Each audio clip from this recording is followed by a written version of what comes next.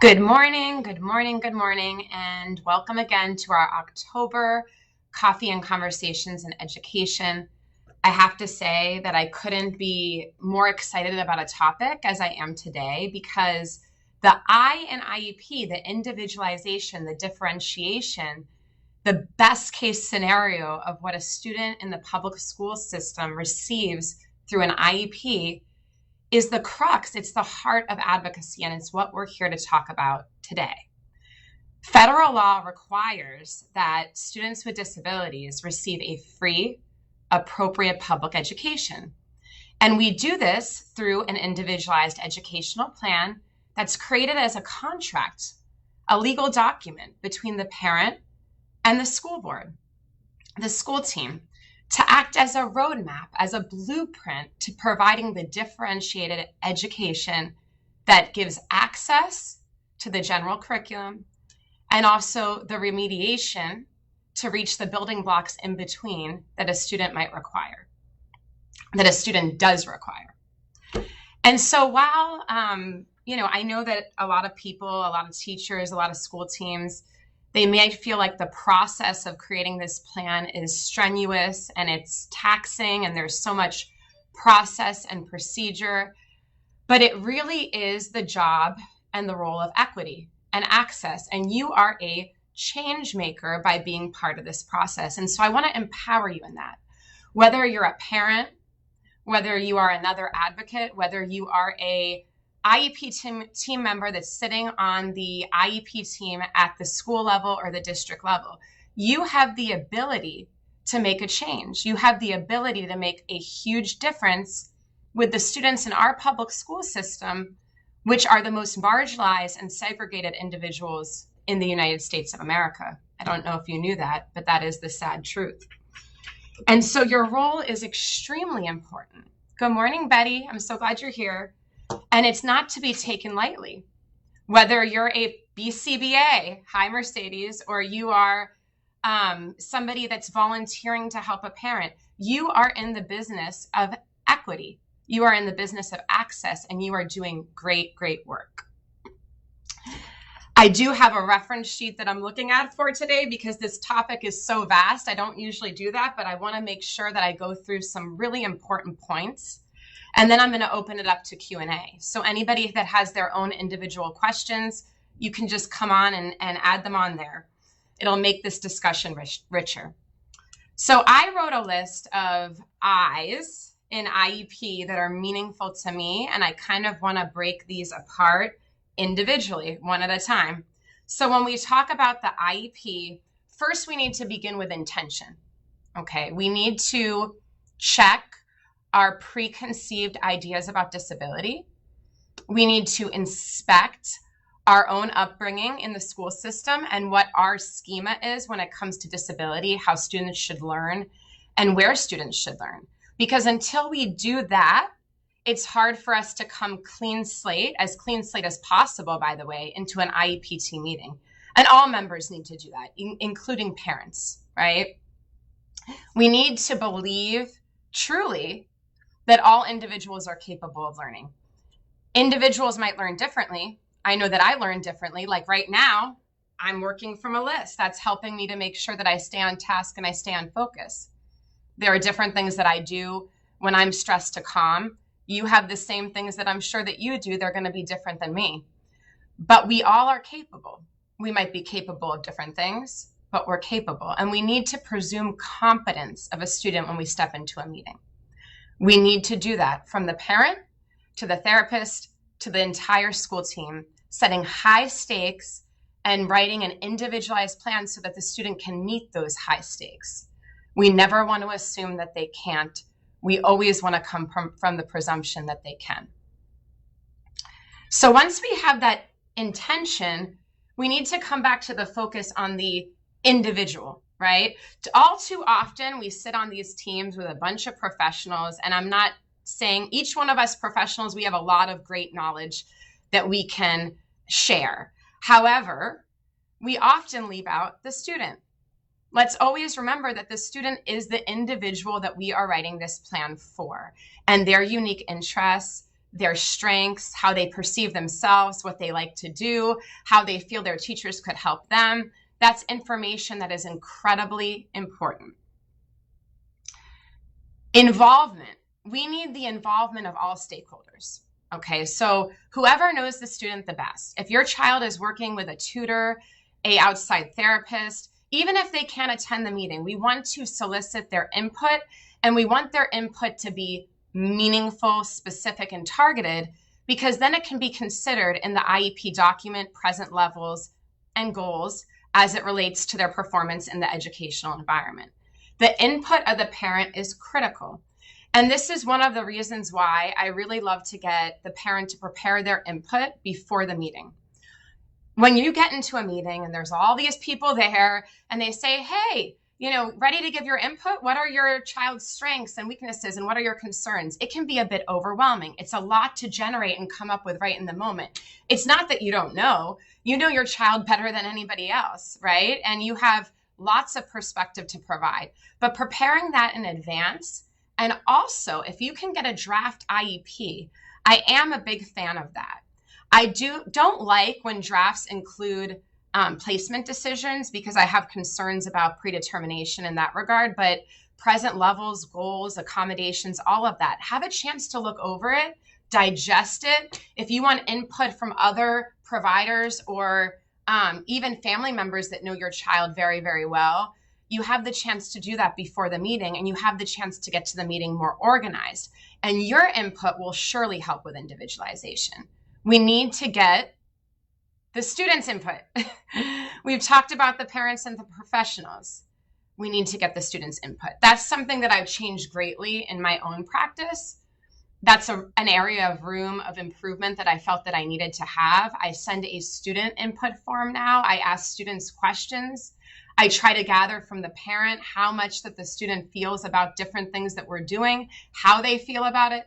It is a plan for them. We want to involve them as much as they're able to be involved. And if they're not, then we want to get them there, because the goal of all of this, and the next one that I wanted to talk about, is independence, right? We need to remember that all of education, really, and special education is centered upon independence. And so if we create IEPs that accommodate, which we definitely want to do, but if all they're doing is providing accommodations, supports, and ways that the student can get access in the moment without contemplating the ways that we can get the student more independent over time, then we have done that student a disservice. So we always need to have independence in mind. And the last I, and you might have other I's that you want to comment and add to this, I'd love to hear it, but we can never forget inclusion. Right? We want to be meeting individual students' needs with inclusion and inclusivity in mind to the maximum extent appropriate. And that term is an arguable term to begin with, but we need to be including students and paving ways for inclusive education. And although we're not talking about E today, I would be remiss in stating that we need to take the E out of it, which is our ego. I stand corrected in IEP meetings all the time. I have information and things that I can learn in any meeting that I attend, even with all of my expertise sitting on both sides of the table. We need to check our ego, our sense of being right in this field as advocates and as parents and as stakeholders, right? As teachers, as professionals. We can learn something new all of the time. The best IEP team members that make the biggest difference and impact with children are those that are able to check their ego. I want to tell you a really quick story that kind of goes along with the student input and the ego that I was just discussing. I took my son, my 4-year-old son, Grayson, to the barber shop to get a haircut.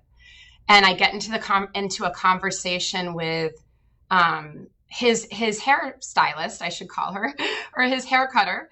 And she has a child that's on an IEP, and she was asking me all these questions when she learned that I was an IEP advocate. She was telling me her concerns with her daughter, who's on the autism spectrum and has one single friend that she's had since she was young. Mom wants to see her more social. Mom wants to see her spending her time in diverse groups of children.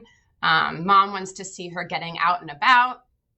And so we're having this whole discussion, the social goals, the social skills groups. You can take her here, you can do this, you can do there. And I'm getting up on my ego.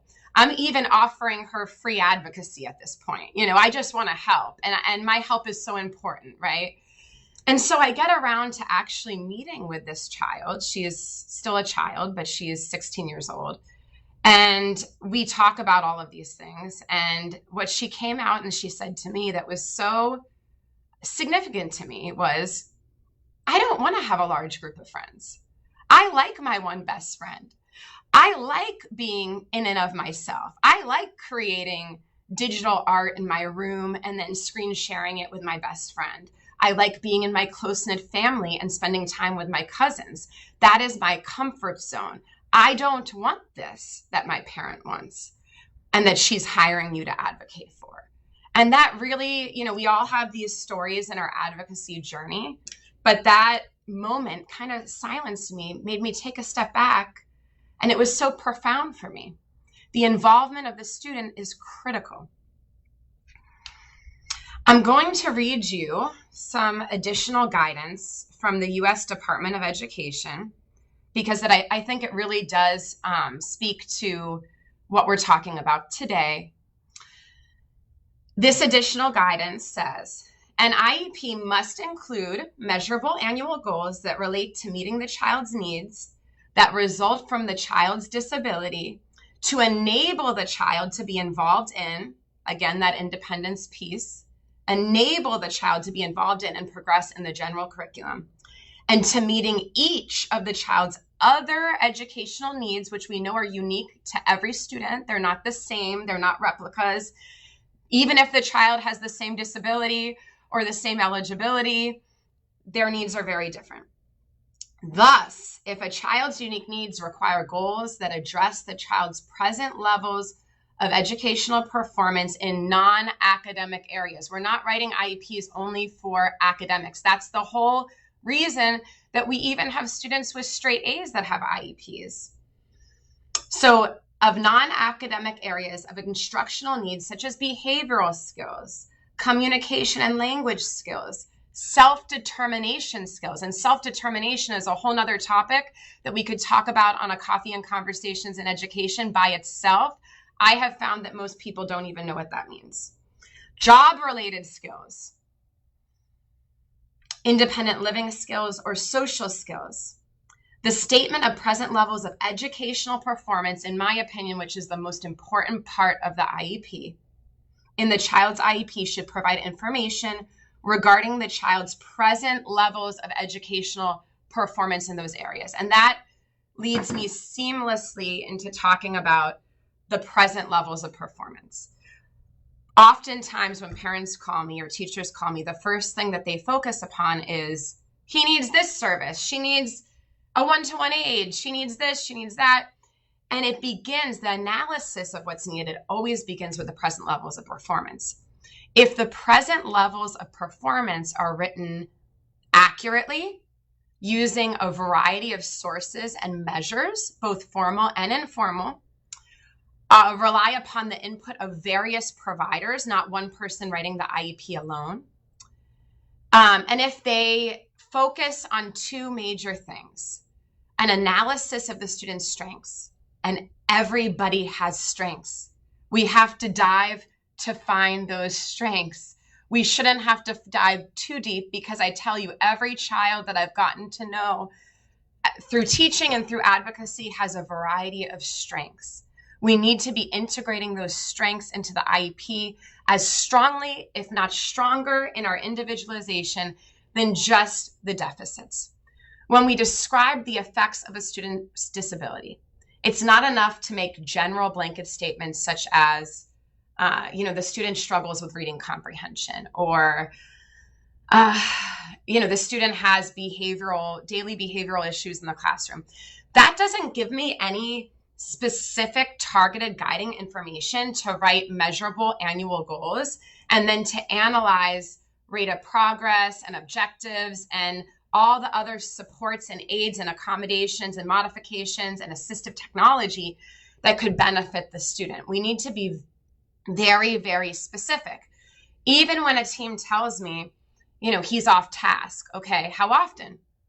5 times in an hour on average. Okay, but what does that even mean? What does that look like? Because off task means very different things for each student. That's not a measurable term. What's measurable is, well, he gets out of his seat, or he starts doing this, or he totally disengages with the activity and moves his chair to the side. These are things that I could actually measure. It's not enough to just talk about general deficits. The present levels of performance, if they're written accurately and meaningfully, they basically write the rest of the IEP. Okay? They're the heart and the soul of the IEP. They must be the starting point. And one thing that I don't like, and I will work an IEP template out of order if the order of the template or the form is a barrier to individualization. There are some templates that have you write the present levels, and then immediately you say what the student requires. Like, the student requires support facilitation, or the student requires a self-contained classroom, or whatever. And that's not how I like to work. I like to go through the present levels, then write the goals, then think about the accommodations needed to meet the goals and the assistive technology and the supports. And then we get to the services and placement, always at the end of the IEP.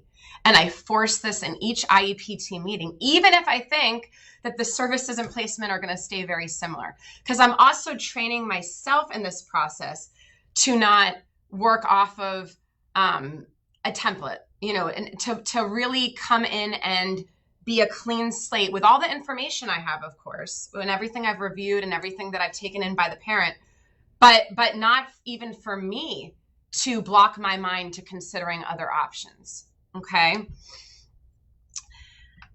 Whew, so much to talk about on this topic. So much to talk about.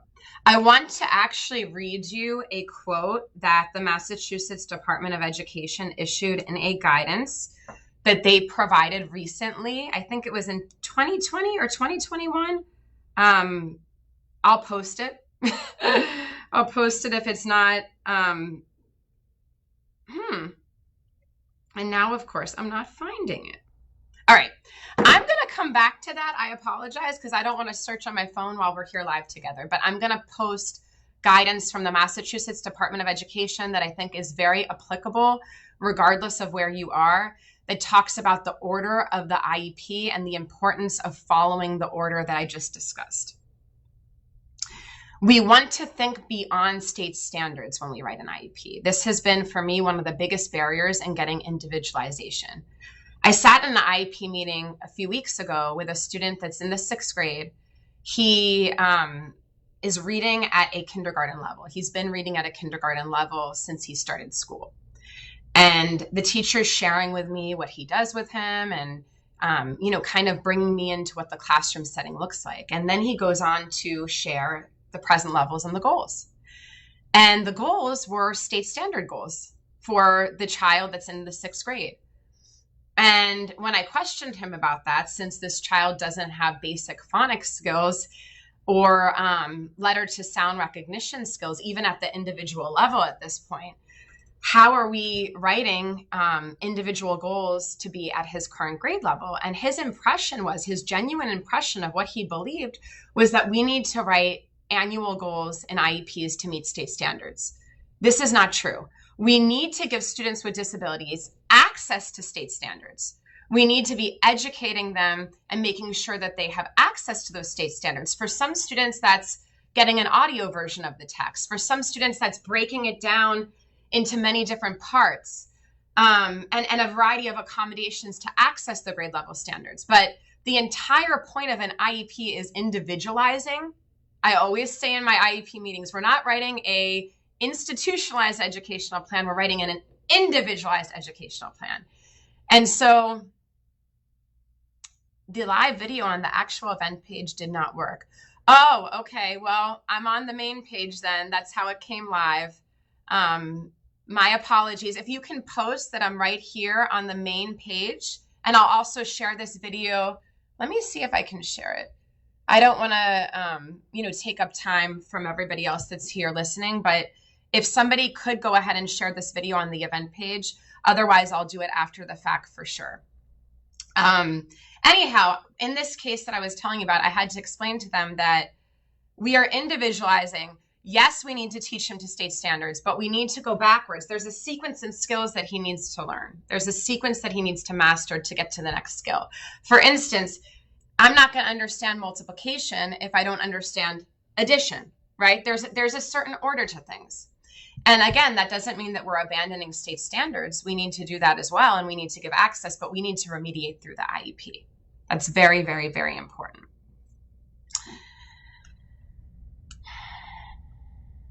This is my next point, is so important. And parents do this too, not intentionally. Teachers do this, other advocates do this. If we fixate so much on the name of the disability or the eligibility category that the student has been found eligible for, we will in fact lose individualization by doing that. Now, I'm not saying ignore common characteristics that are associated with a disability or an eligibility category. Understanding the disability is very important. I'm not downgrading that at all. But we need to understand the individual that has the disability and how the disability impacts them. It will impact them and each person very differently, okay? And their goals should be different. We shouldn't be writing generic goals that we write for any student that has ADHD, or social skills that we write for any student that has autism, because undoubtedly their social skills needs, their baselines, and how their what their strengths are going to be different. We get caught in a trap if we say things like, well, this is the program that we offer for our students that are on the autism spectrum. Or we always include this accommodation of extended time for our students that are ADHD. Some students with ADHD don't benefit much from extended time at all. They benefit from shortened assignments with key concept skill mastery, which is an accommodation that can be very impactful. We do not want to write IEPs based on disability or eligibility alone. And sometimes parents, when you go to your private providers and you get private testing where they're not doing observations in the educational environment, yes, they're getting to know your child in a few sessions that they're testing them. And yes, they have critical information to bring to the IEP team table through their report. But oftentimes they're writing accommodations in that are typically helpful to students with a certain disability or presentation that your child has. Your child may or may not require all 40 of those accommodations there. And there might be some that would be very helpful, others that they're not showing a need for, and then others that the provider was not able to capture through those few private sessions that instead the teachers or other professionals working with your child were able to observe and can give a lot of input and then assign it through the IEP. And that's why the input is so important. I don't like it when I get into an IEP meeting and one person is running the meeting as a standalone person. Have you ever been in a meeting like that, where that ESE coordinator or that ESE director, you could tell that she's got the E in IEP except the wrong E, the ego part, and he or she is just running the meeting and kind of controlling who says what when? I don't like people's speech to be controlled in IEP meetings, because that takes away from individualization and differentiation. We need to be hearing, actively listening. That's how we write accurate present levels of performance. That's how we hear about strengths and effects of disability. And that's how we write the rest of the IEP in response to all of that. I was in a meeting recently with a lady that was doing that, and I really had to set the tone and check her in that she was even controlling the teacher's input. And every time a teacher would say something, she'd try to rephrase it or ask them in another way. It was almost like leading a witness. Have you seen that?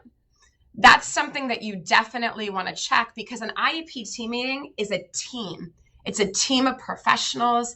It's a team of whoever the parent has invited, the parent, the student, if the student is there.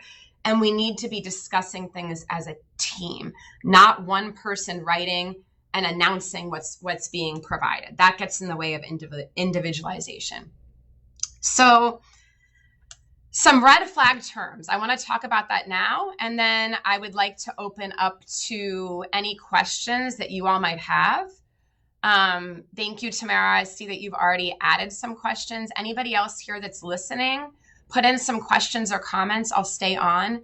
If you don't have any right now and they come to you later, add them later, and I'll come back to this live video and I'll answer them later. So some red flag terms that I hear at IEP meetings that I check, and I want you to check if you hear them, is we don't have that at this school. So now we're getting into talking about what we have and don't have at a school, and we're not individualizing. We can either provide this or we can provide that. We can either meet his independent functioning needs through consultative services, or he can go to a resource room for the entire period. There's nothing in between. Those kind of this or that really get in the way of individualization. This is our programming, or this is our offering for students with intellectual disabilities. Again, basing what we're offering, basing what curriculum we're selecting, basing what we're doing on eligibility or disability alone, that's not individualization. That's what I have for you today. And I am going to loop back for sure in commenting that quote that I thought was so significant from Massachusetts that I read recently. I will do that when we hang up. I'm now going to turn to the comments and see if I have any questions.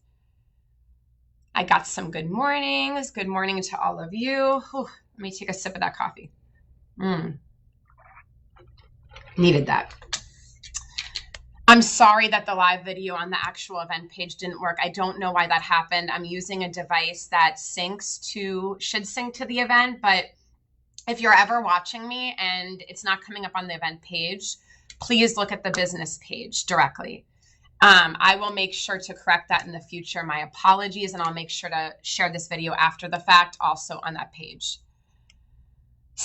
Tamara, you said same in math. Unfortunately, the Massachusetts dyslexia screening guidelines do not apply to, so that doesn't really matter, because if a student shows a need for specialized instruction, we should be providing specialized instruction in any area that they require that impacts them in the educational environment, regardless of the name that we're calling the eligibility. And we should be looking at a variety of sources. If the team input in the progress report is subjective, it doesn't help my child close the achievement gap. Are you talking about the progress report that comes from the IEP data that they give quarterly? Depending on how the goals are written, it really shouldn't be subjective, and they should be able to show you documentation that they took data on the goals in the manner in which the goals were written and prescribed through the IEP. If you're talking about present levels in general, this is why I said earlier on in this video that we need to be looking at a variety of sources. That's so important, formal and informal. I don't like it when present levels list off levels on one given test or assessment, and then just based on teacher observation. Both of those are going to be important things to look at. I'm not saying don't include it, but we need to be looking at a variety of measures, a variety of sources. We want to make sure that that one test was not just a difficult day for the student or a abnormally focused day for the student. We want to be looking at how the student's performing day to day in the classroom. There should be plenty of data for that. We don't need formal testing for that. The student's sitting in the classroom, depending on your district, 7.5 to 8 hours a day. Certainly there's information that we should be having from a variety of sources. Some is observational, certainly, and there's a subjective component to that, but we should have objective measures as well. Juana, good morning. What would you say universal design and learning will help the neurodiverse students? Universal design and learning is one of the leading contributors to successful inclusive education, differentiation for all students. So I would say that it helps. UDL is a helpful tool, is a best practice, should be used in all classrooms, in my opinion. And to the benefit of neurodiverse students and typically developing students. For instance, let's say a student requires, and I gave this example earlier, but I'm giving it again, an audio version of a text, right? And that student with a disability requires that every single day to have access to that grade level text. You could have a student that's reading on grade level that's having a difficult day or wants to support their learning with an audio version after they read the version to themselves silently. Let's not pretend that we all don't learn differently and that we all don't benefit from universal design and learning. Universal is the key word. So we're taking all of those individualizations that every student in the classroom requires, and we're making them accessible and available to all students, and we're organizing the classroom as such. That's what UDL is. And so I absolutely, absolutely believe that UDL helps neurodiverse students and typically developing students and teachers. Steve, good morning. Are you eating a cookie? Is that what you're telling me? Yes, there is no data, you said. So that's an issue. That means that the IEP couldn't possibly be appropriate, Tamara. And that's the present levels are the foundation. They set the stage for the rest of the IEP, and there needs to be data. They need to be taking data on goals. They need to be doing all of the regular measures that they do school-wide, by the way, right? Districts, schools are measuring the progress of students without disabilities as well, and your child's participating in those kinds of measures too. Hi, Michelle. Good morning. Is there any way for my child to repeat a grade since her academic testing that occurred earlier this year showed that she is academically 6 years and 4 months old when she is almost 9? Is there any way to repeat second grade since 2020 was like a nightmare? Oh my goodness. So I am probably going to do this. I might even change my topic next month because I've been getting so many calls and inquiries about promotion and retention. This topic in itself is probably an hour discussion, but I'm going to give you a few things to think about. Retention is not a parent decision. Retention is a school decision. However, they must consider the parent's input in that decision. And sometimes the parent's input and the input of others that are involved in the student's team in and out of the school can guide school teams in making the final decision of retention. Sometimes parents' input can be very compelling in that. I have, most of the time, I am not a fan of retention because I have to rely on the research that has shown that for students with disabilities, retention is a largely ineffective practice. And what's actually effective for students with disabilities is meaningful, individualized, differentiated IEPs that are followed with fidelity. And then also simultaneously to remediating through the IEP, giving them access to the standard curriculum through the IEP. There's different ways that we can catch students up. There's different ways that we can remediate on breaks and over the summer. There are fun ways that we can do it too. It doesn't have to be so strenuous. Once in a while, I'm compelled to agree that a retention is appropriate. It's usually because there are circumstantial reasons that are beyond the typical. And so I always approach it, yes, on an individual level and make my mind up about it.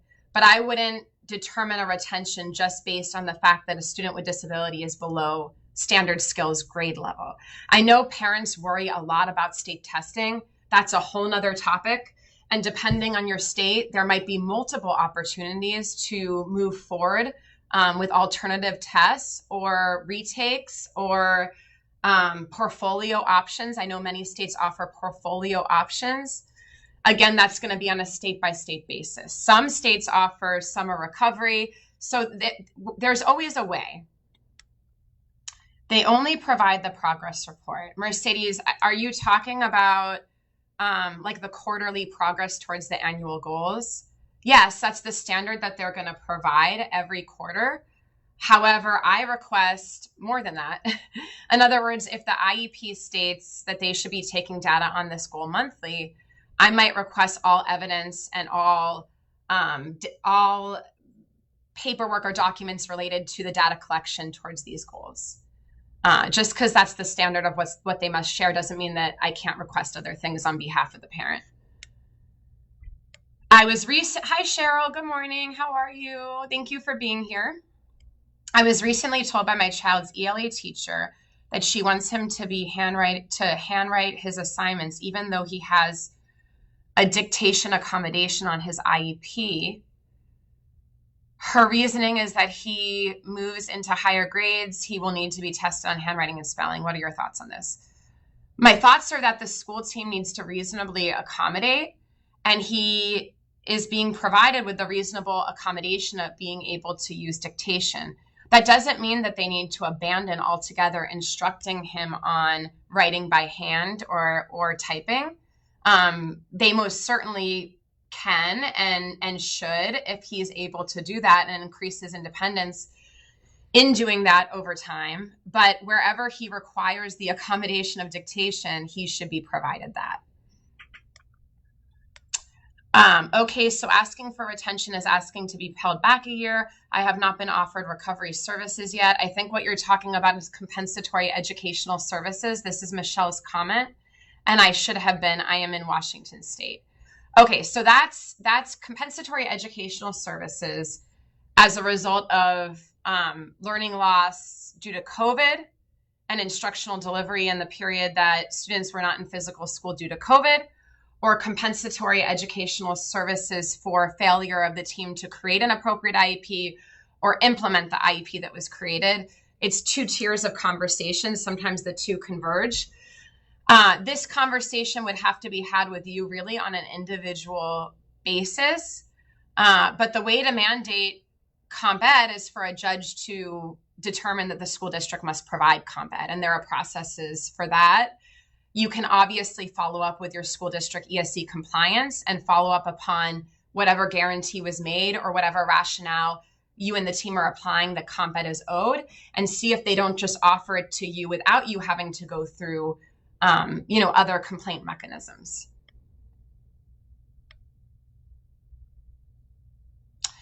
If it was a skill he needed to get by in society, maybe different, but not teaching him to the test. Well, I agree with you altogether. We should not be teaching, Karen, we should not be teaching students to a test. We should be teaching students to meet their individual needs and then providing them accommodations because they are required to take state tests. In some states, there are ways to exempt oneself from state testing. And, that's on a case-by-case basis, state by state.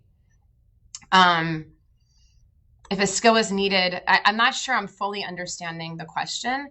If a skill he needed a skill to get by in society. Yeah, everybody needs skills that are different.